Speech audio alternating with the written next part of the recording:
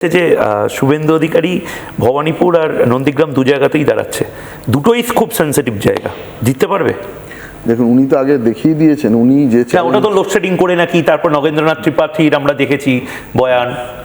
নগেন্দ্রনাথ ত্রিপাঠী অনেক কথাই বলেছিলেন যে এই উর্দিতে দাগ ফাগ লাগতে দেবো না, তা পরের এপিসোডটা না বলাটাই ভালো। উনি একটা দায়িত্ব নিয়েছিলেন, এবার ভবানীপুর থেকে উনি জিতে আসবেন।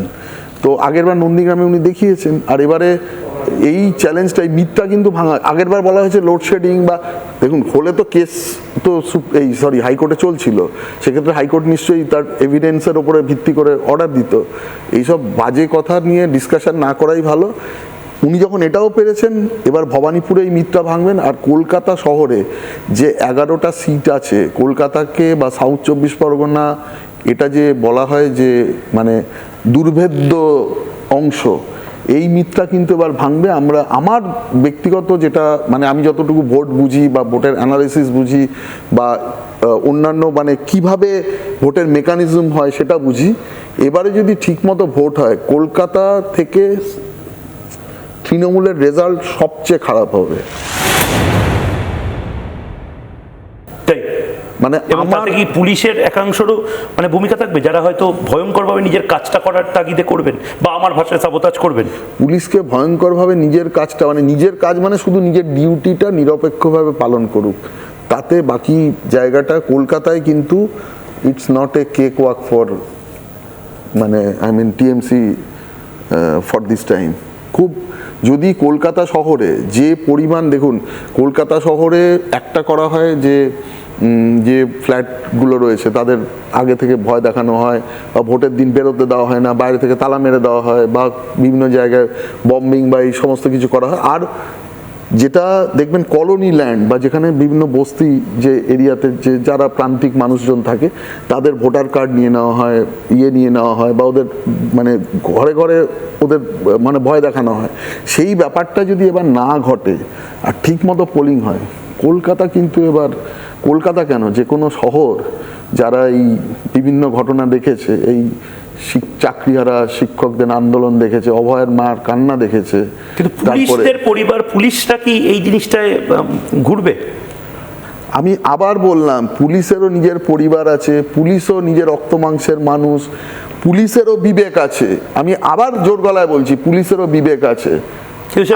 দেখতে পাওয়া যায় না, দেখতে পাওয়া যায় না। এবারে আপনারা ভোটে দেখবেন, ঠিক আছে? যদি ইলেকশন কমিশনের একটাই কাজ আছে, ইলেকশন বলতে যা বোঝায়, যদি সেটা সঠিকভাবে করা যায়, শান্ত পরিবেশে, যদি ভয়মুক্ত পরিবেশে ভোট করা যায়, ভোটের দিন যদি ঠিকমতো মানে যে সন্ত্রাসকে আটকানো যায়, এবং যদি কাউন্টিং ঠিকমতো হয়, তৃণমূলেরও তো আমার, দেখুন আমি তো একজন পুলিশ অফিসার ছিলাম, আমার সব রকম সেক্টর থেকে বন্ধু বান্ধব আছে। তৃণমূলেরও বহু মানুষ আছে যারা কিছু মানে বলতে পারে না, আমার সাথে ব্যক্তিগত সম্পর্কে বলে, তারাও কিন্তু এবারে যথেষ্ট মানে কি বলবো ভাবনায় আছে তাদের দল ক্ষমতায় আসবে কিনা।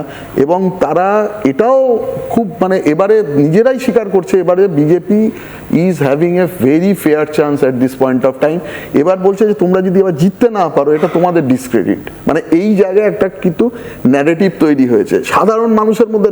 আর সাধারণ মানুষ 21-এ অনেক, দেখুন এর থেকে অনেক বেশি হয়তো আমরা স্ফুরণটা দেখেছি, কিন্তু এবার মানুষ সাইলেন্ট আছে। কিন্তু সাইলেন্ট অবস্থাতে, এবং আজকে সকালেও একজন আমার বন্ধু ফোন করেছিলেন, সে তৃণমূলপন্থী, হাইকোর্টের ওই যে বার অ্যাসোসিয়েশনের তৃণমূলপন্থী একজন লয়ার, একজন খুব মানে আমার ছোটবেলাকার বন্ধু, সেও বলছে তোরা এবার যদি ঠিকমতো করিস, মানে এবার কিন্তু বলছে মানুষ, যে সবজিওয়ালা থেকে আরম্ভ করে যারা মানে তৃণমূলেরও বিভিন্ন সংগঠনের মধ্যে রয়েছে, তারাও কিন্তু সাইলেন্টলি ভোট দেবে, মানে wait for that particular time.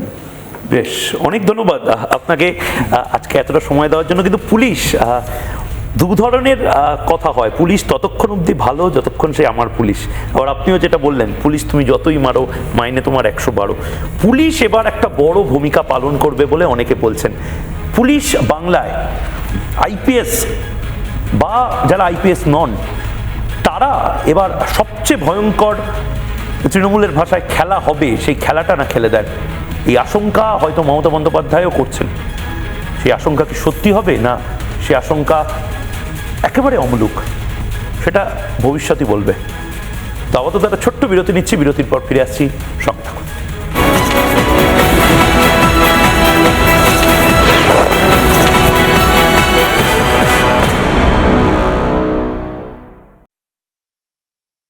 নানা ধরনের কন্টেন্ট দেখার জন্য লাইক করুন, শেয়ার করুন আমাদের ফেসবুক পেজ, সাবস্ক্রাইব করুন আমাদের ইউটিউব চ্যানেল।